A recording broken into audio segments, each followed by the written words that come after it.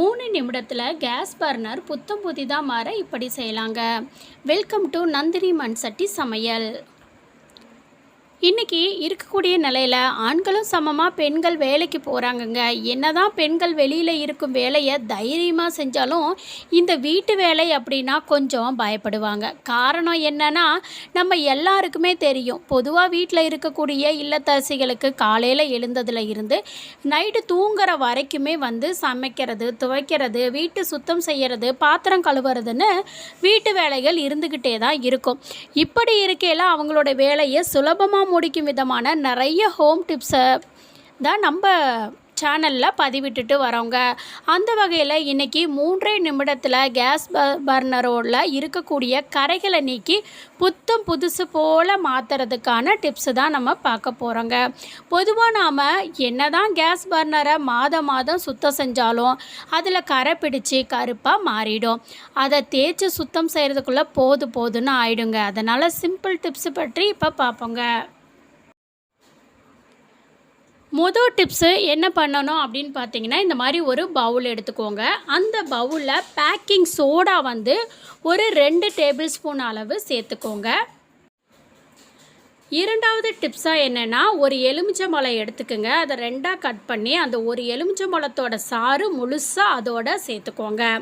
அதுக்கப்புறம் ஏதாவது நீங்கள் இந்த மாதிரி டிஷ்வாஷ் லிக்விட் இருக்குது இல்லைங்களா, எந்த பிராண்டாக கூட இருக்கலாம், நான் உங்களுக்கு காமிக்கணுங்கிறதுக்காக எடுத்திருக்கேன். ஒரு 3 ஸ்பூன் அளவுக்கு இதில் சேர்த்துக்கோங்க. அடுத்ததாக 3ஆவது ஸ்டெப் என்னன்னு பார்த்தீங்கன்னா, இந்த வினிகர் எடுத்துக்கோங்க. வினிகர் ஒரு 4 ஸ்பூன் அளவு, அதே மாதிரி சூடான தண்ணி தான் இதில் சேர்த்தணும். இது எல்லாத்தையுமே இந்த பவுலில் ஊற்றி இந்த மாதிரி கரைச்சி வச்சுக்கோங்க. இதில் நீங்கள் தேவையான அளவு கொஞ்சமாக சுடு தண்ணி தான் ஆட் பண்ணணும்.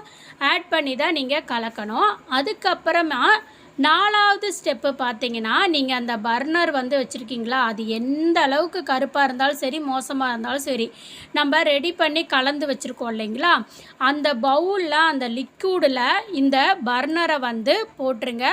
ஒரு 3 நிமிஷம் அப்படியே அது நல்லா ஊறட்டுங்க. இதை போட்டு ஒரு 3 நிமிஷம் இது நல்லா ஊறினதுக்கப்புறமா இதை எடுத்து இந்த மாதிரி நார், இது கம்பி நாருன்னு சொல்லுவோம் இல்லைங்களா, நம்ம ரொம்ப பாத்திரம் அடி பிடிச்சாலோ அந்த மாதிரி இருந்துச்சுன்னா இந்த இதை யூஸ் பண்ணுவோம்.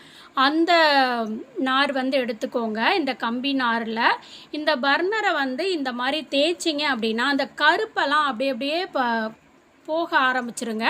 அதுக்கப்புறம் நார்மல் தண்ணியில் நீங்கள் கழுவிடுங்க.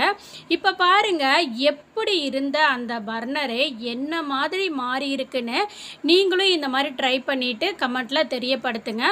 உங்களுக்கு இந்த வீடியோ பிடிச்சிருந்துச்சு அப்படின்னா மறக்காமல் வீடியோவை லைக் பண்ணிக்கிங்க. உங்களுக்கு இது சம்மந்தப்பட்ட டவுட் இருந்தால் கமெண்ட் பண்ணுங்கள் நண்பர்களே. நீங்கள் இன்னும் நம்ம சேனலை சப்ஸ்கிரைப் பண்ணாமல் இருந்தீங்க அப்படின்னா மறக்காமல் சேனலை சப்ஸ்கிரைப் பண்ணிக்கோங்க. பக்கத்தில் இருக்கக்கூடிய ஆல் பெல் சிம்பளையும் ப்ரெஸ் பண்ணிக்கோங்க. தேங்க்ஸ் ஃபார் வாட்சிங்.